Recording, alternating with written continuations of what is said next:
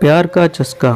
शहर के कॉलेज में पढ़ने वाला अमित छुट्टियों में अपने गांव आया तो उसकी माँ बोली, मेरी सहेली चंदा आई थी। वह और उसकी बेटी रंभा तुझे बहुत याद कर रही थी। वह कह रही थी कि तू जब गांव आए तो उनसे मिलने उनके गांव आ जाए, क्योंकि रंभा अब तेरे साथ रहकर अपनी पढ़ाई करेगी। यह सुनकर दूसरे ही दिन अमित अपनी माँ की सहेली चंदा से मिलने उनके गांव चला गया था। जब अमित वहां पहुंचा तो चंदा और उनके घर के सभी लोग खेतों पर गए हुए थे। घर पर रंभा अकेली थी। अमित को देखकर वह बहुत खुश हुई थी। रंभा बेहद खूबसूरत थी। उसने जब शहर में रहकर अपनी पढ़ाई करने की बात कही तो अमित उससे बोला, तुम मेरे साथ रहकर शहर में पढ़ाई करोगी तो वहाँ पर तुम्हें शहरी लड़कियों जैसे कपड़े पहनने होंगे। वहाँ पर यह चुन्नी उन्नी का फैशन नहीं है। यह कहकर अमित ने उसकी चुन्नी हटाई तो उसके हाथ रंभा के सुडौल उभारों से टकरा गए। उसकी छुअन से अमित के बदन में बिजली के करंट जैसा झटका लगा था। ऐसा ही झटका रंभा ने भी महसूस किया था। वह हैरान होकर उसकी ओर देखने लगी तो अमित उससे बोला, यह लंबी चौड़ी सलवार भी नहीं चलेगी। वहाँ पर तुम्हें शहर की लड़की की तरह रहना होगा। उनकी तरह लड़कों से दोस्ती करनी होगी। उनके साथ वह सब कुछ करना होगा जो तुम गांव की लड़कियां शादी के बाद अपने पतियों के साथ करती हो। यह कहकर वह उसकी ओर देखने लगा तो वह शर्माते हुए बोली, यह सब पाप होता है। अगर तुम इस पाप पुण्य के चक्कर में फंसकर यह सब नहीं कर सकोगी तो अपने इस गांव में ही चौका चूल्हा के कामों को करते हुए अपनी ज़िंदगी बिता दोगी।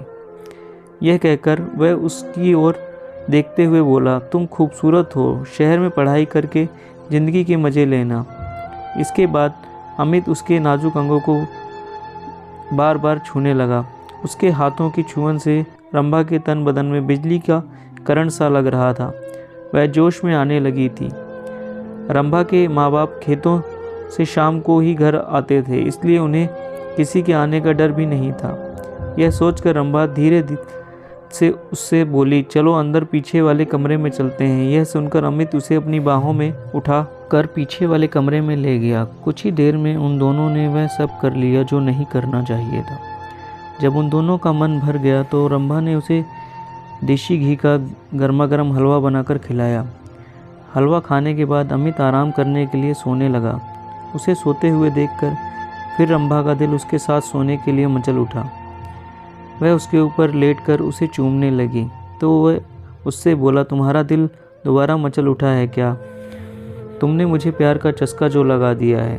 रंभा ने अमित के कपड़ों को उतारते हुए कहा।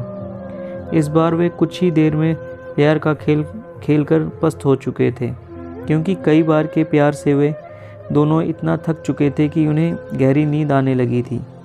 शाम को जब रंभा के माँ बाप अपने खेतों से घर लौटे तो अमित को देखकर वो खुश हुए।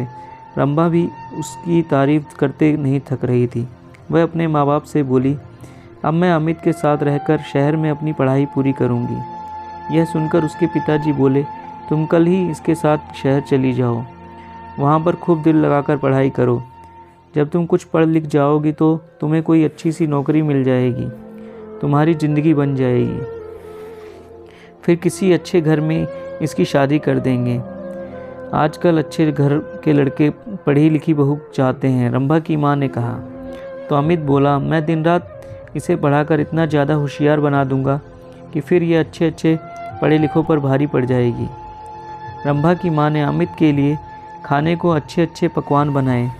खाना खाने के बाद बातें करते हुए उन्हें जब रात के 10 बज गए तब उसके सोने का इंतज़ाम उन्होंने ऊपर के कमरे में कर दिया।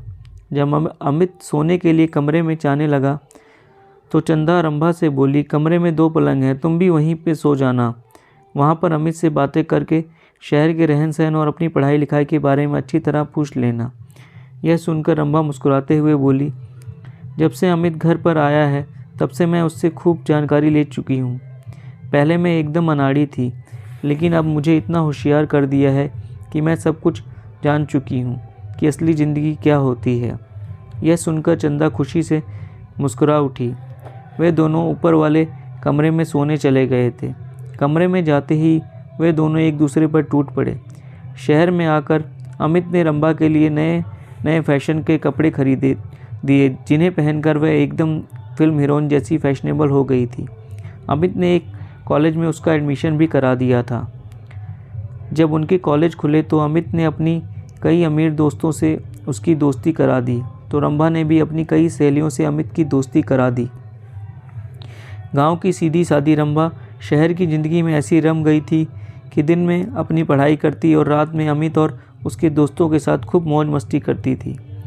जब रंभा शहर से दूसरी लड़कियों की तरह बन संवर कर अपने गांव जाती, तब सभी लोग उसे देखकर हैरान रह जाते थे। उसे देखकर उसकी दूसरी सहेलियां भी अपने माँ बाप से उसकी तरह शहर में पढ़ने की जिद करके शहर में ही पढ़ने लगी थी।